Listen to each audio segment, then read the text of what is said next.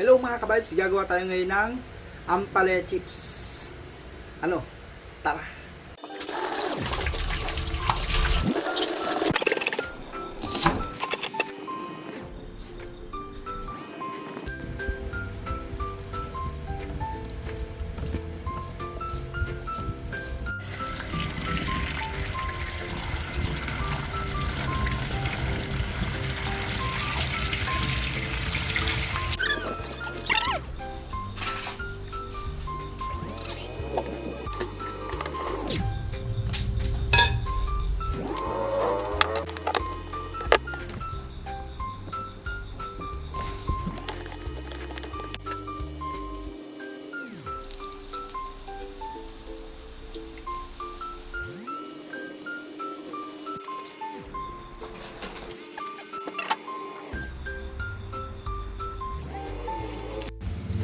Yon mga kabibes, tapos na nga pala nating lutuin ng ating ampalaya chips. Ngayon, titikman natin siya kung anong lasa niya.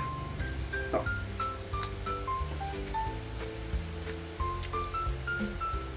Panalo! Ang sarap!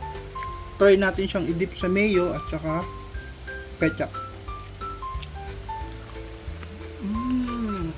The best guys, subukan nyo. Thank you!